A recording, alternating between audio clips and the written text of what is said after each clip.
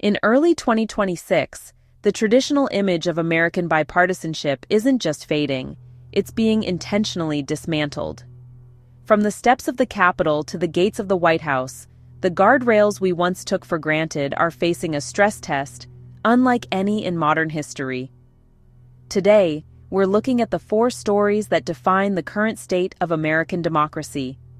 For decades, the National Governors Association dinner was the gold standard for cross-aisle cooperation. Not anymore. President Trump's recent decision to exclude Democratic governors from White House meetings marks a fundamental shift in federalism. Maryland's Wes Moore called it blatant disrespect, but the implications go deeper than a missed dinner. When the federal government stops talking to half of the country's state leaders, the mechanism for national disaster relief, infrastructure, and public health begins to seize up. We are moving from a United States to a partitioned executive. While the gates are closing in D.C., the files are opening elsewhere. The Epstein files release of 2026 has become a weapon of transparency. With Commerce Secretary Howard Lutnick now under immense pressure to resign over historic business ties to Jeffrey Epstein, the public is asking, who does the government serve?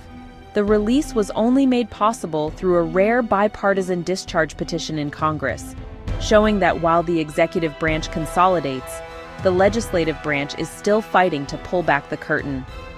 But in a world of high-speed digital misinformation, is the truth enough to restore faith in the system? Back in the halls of power, the clock is ticking on a DHS funding deadline.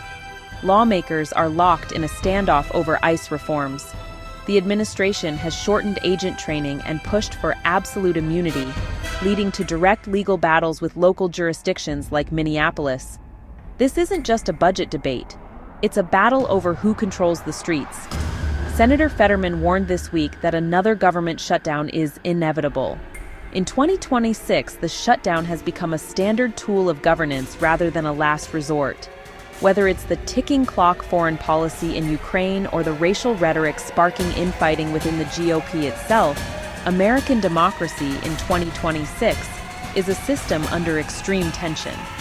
We're seeing more executive control, less bipartisan dialogue, and a public left searching for stability in the storm.